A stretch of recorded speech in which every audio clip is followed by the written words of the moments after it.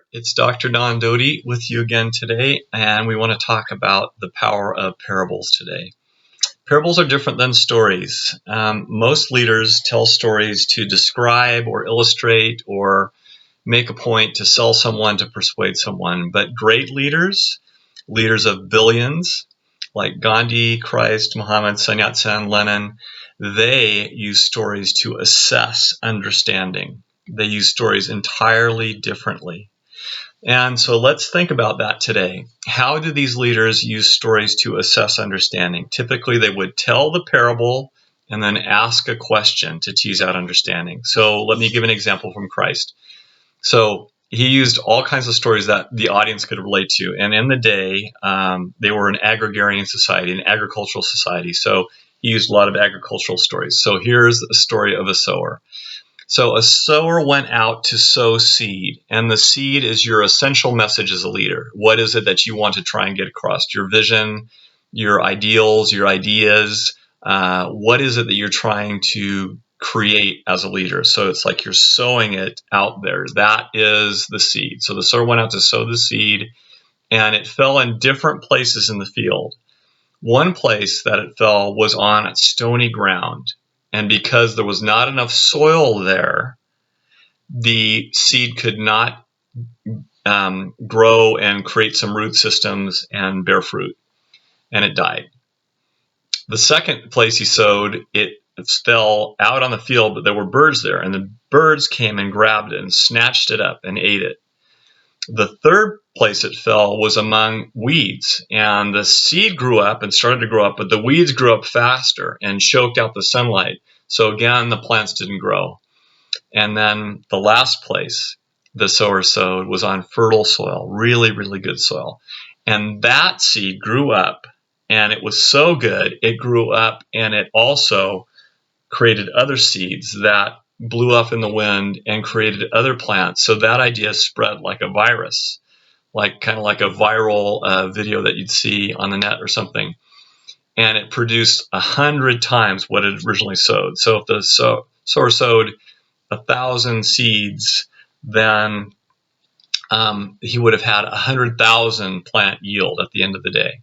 So super powerful stuff.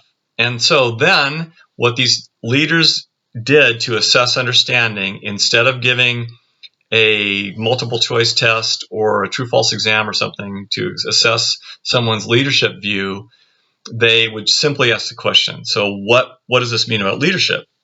And when I've done this in undergrad classes and in grad classes for years, and the undergrads usually say, oh, we just got to find fertile soil. And the more graduate leaders who've been in the business for a while and been in management for a while will know that you can't really find fertile soil. How do you find whether a person's a good person from your organization? If so, we wouldn't have, like 20% effectiveness in our recruiting efforts. 1 out of 3 people stick really well and do really well. 1 out of 4 people do really well. If we really could find fertile soil in the beginning, we could do that. So it might be more on, if all the seeds you sow aren't going to take root and be effective, what does that do to you as a leader? That might be frustrating, might be discouraging. So it might be overcoming discouragement. Or it might be, if you're a leader and you're trying to create fertile soil, then you don't want birds and you don't want rocks and those kind of things. So what are the things in your organization that might be like birds, like snatching people's attention away? Is it a threat of a layoff? Is it a big competitor? Or is it super growth in your organization that people are running to catch up? What are some of the challenges in your organization that you might be aware of? So this is the thing. In order to lead someone effectively, what really must you know? You really must know how they want to be led. If you knew how they want to be led, couldn't you lead them much more effectively?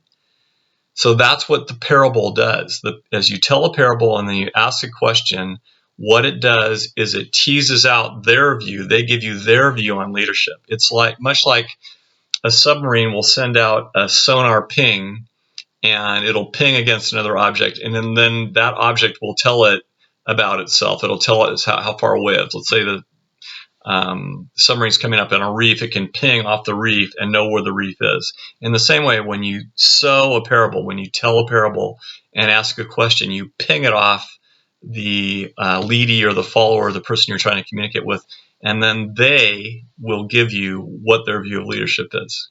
Wouldn't that be a good thing to do? So I hope you have fun doing that. If you need some help, you can buy my book on billion follower leadership. It's available on Amazon, called Billion Follower Leadership, to get some tips, or visit me at donalddoty.com, and we can do some work. All right, thanks.